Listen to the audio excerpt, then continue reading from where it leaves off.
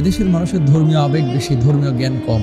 এই জন্য মানুষ লালনের মাজারে গিয়েও কিন্তু অনেকে জান্নাত খুঁজছে। মানুষের সামনে মাথা ঝুঁকাবে না, মাথা উঁচু করে বুক ফুলিয়ে মানুষ চলবে মানুষের সামনে, আর মাথা ঝুঁকাবে একমাত্র আল্লাহর সামনে। করবে তার জান্নাত তার জন্য হারাম হয়ে যাবে। জান্নাত যদি আপনার জন্য হারাম হয়ে যায়, জাহান্নাম আপনাকে ওয়েলকাম করবে। তো জাহান্নাম যদি ওয়েলকাম করে কি অবস্থা হবে? আগুনে পড়বে। পৃথিবীর বুকে 4টা গুনাহ আছে যেটা সবচাইতে ভয়াবহ এবং মারাত্মক। এই 4টা গুনাহের ধারে কাছেও যায় না। কবিরা গুনাহ তো অনেক আছে, তাই না? কিন্তু এই 4টা গুনাহ যদি কেউ করে ও ধ্বংস হবেই হবে। দুনিয়াতেও ক্ষতিগ্রস্ত হবে, আর আখেরাতে তো চূড়ান্ত জাহান্নামের সাধন করতে হবে। কিন্তু এই পাপগুলো খেয়াল করেন তো, কয়টার সাথে আপনি জড়িত? হাজার হাজার মানুষ বাংলাদেশে আছে, হাজার বললে ভুল হবে, লাখ লাখ মানুষ আছে। এই 4টা পাপ প্রতিদিন করে, প্রতিদিন। আপনি করেন কিনা একটু মিলান। রাসূল আকরাম সাল্লাল্লাহু আলাইহি ওয়াসাল্লাম, আনাস রাদিয়াল্লাহু তাআলা আনহু থেকে বর্ণিত, নবী সাল্লাল্লাহু আলাইহি ওয়াসাল্লাম বলেছেন, কবিরা গুনাহ সমূহের মধ্যে সবচেয়ে ভয়াবহ গুনাহ হচ্ছে 4টি। 1 নাম্বার আল ইশরাকু বিল্লাহ, আল্লাহর সাথে কাউকে শরীক করা। এদেশের মানুষের ধর্মীয় আবেগ বেশি, ধর্মীয় জ্ঞান কম। এই জন্য মানুষ লালনের মাজারে গিয়েও কিন্তু অনেকে জান্নাত খুঁজে। অনেক মাজারে গিয়ে, যেখানে নামাজ নাই, রোজা নাই, যেখানে ফরজ বিধিবিধানগুলোকে ঠিকমতো আদায় করা হয় না, যেখানে নেশা চলে, এরকম জায়গায় যায় সেজদায় লুটায় পড়ে এই মানুষগুলো জান্নাত খোঁজে। কপালটা বানিয়েছেন আল্লাহ, তার সেজদা দিব সে আল্লাহ সুবহানাহু ওয়া তাআলাকে। মানুষকে অনেকে সেজদা দেয়, জানেন? অনেক মানুষ আছে বিভিন্ন মাজারে কবর সেজদা দেয়। পৃথিবীর কোনো মানুষকে সেজদা দিতে পারে না, এটা হারাম, এটা নিষিদ্ধ। নবী সাল্লাল্লাহু আলাইহি ওয়াসাল্লামকে একজন সাহাবী বললেন, ইয়া রাসূলুল্লাহ, সম্ভবত উনি ইয়ামান থেকে এসেছিলেন, যে আমি আপনাকে অত্যন্ত ভালোবাসি, অত্যন্ত মহব্বত করি, একটু পারমিশন দেন না আপনাকে একটু সেজদা করে ভক্তি করি, আপনাকে ভালোবাসা প্রদর্শন করি।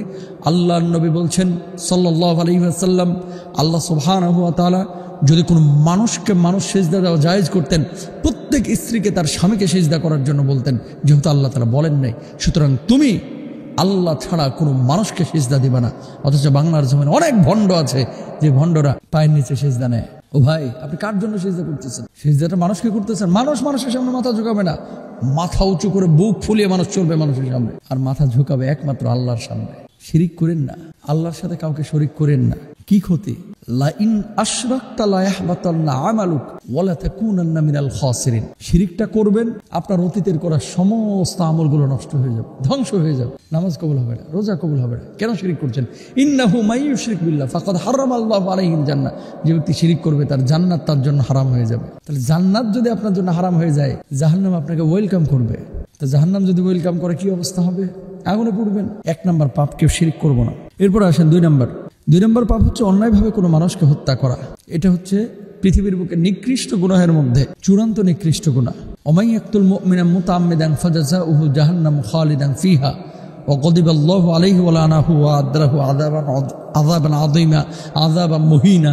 আল্লাহ সুবহানাহু ওয়া তাআলা কুরআনুল কারীমে বলেছেন, অন্যায়ভাবে কেউ কোনো মুমিনকে হত্যা করলো, কোনো মানুষকে হত্যা করলো, কোনো জীবকে হত্যা করলো, সে যেন গোটা পৃথিবীর মানুষকে হত্যা করে ফেললো। আল্লাহর লানত তার উপরে, আল্লাহর গজব তার উপরে, আল্লাহর আযাব তার উপরে, আল্লাহর ক্রোধ তার উপরে। চূড়ান্তভাবে, স্থায়ীভাবে সে তার আবাসকে তার আবাসস্থল জাহান্নামকে বানিয়ে নিল। তারপরে জান্নাত নিষিদ্ধ হয়ে যায়। অথচ মাত্র 2000 টাকা, 3000 টাকা, গত বছর দেখেছিলাম কুমিল্লায় 100 টাকার জন্য পিঠের মধ্যে ছুরি ঢোকায় দিচ্ছে, মেরে ফেলেছে। এরকম ঘটনাও কিন্তু বাংলাদেশে ঘটে। 100 টাকা ছিনতাই করতে গিয়ে চাপাতি দিয়ে কোপ দিচ্ছে ঘাড়ের উপরে, সাথে সাথে শেষ। এরকম ঘটনাও ঘটে। মানুষকে হত্যা করবেন, মাপ পাবেন না। 2 নম্বর গেল, কোনো মানুষকে হত্যা করবো না আমরা। 3 নম্বর হচ্ছে বাপ মাকে কষ্ট দেয়া। আল আক্ক, পিতামাতার অবাধ্য সন্তান যারা বাপ মাকে কষ্ট দেয়, এটা কবিরা গুনাহের মধ্যে চূড়ান্ত কবিরা গুনাহ। এই বাপ মারে কষ্ট দিয়েন না। 4 নম্বর মিথ্যা বলা এবং মিথ্যা সাক্ষী দেওয়া। এটা আমাদের বাংলাদেশে একেবারে মাশাআল্লাহ কিছু মিথ্যুক আছে, গুছায় মিথ্যা কথা বলাই এক্সপার্ট, মিথ্যার উপরে অনার্স করেছে, এরকম একটা ভাবসাব। মিথ্যা কথাগুলো যখন বলে মানুষ ধোকার মধ্যে পড়ে যায়। আসলে সত্য বলতেছে না মিথ্যা বলতেছে, তারতম্য করতে পারে না। গত 16 বছরে এরকম অনেক ঘটনা ঘটেছে। আমরা দেখেছি এমন কিছু লিডার ছিলেন, এত সুন্দর করে গুছিয়ে মিথ্যে কথা বলতেন যেন মনে হতো গতকালকে রাত্রেই জান্নাত থেকে পালায় আসছে। এরকম একটা ভাবসাব ছিল। আল্লাহ বিচার করেছে, as-sidqu yunji wal kidbu yuhlik। সত্য মানুষকে মুক্তি দেয়, মিথ্যা মানুষকে ধ্বংস করে। কখনো মিথ্যার ধারে কাছে যাবেন না। আল্লাহ বুঝদান করুন।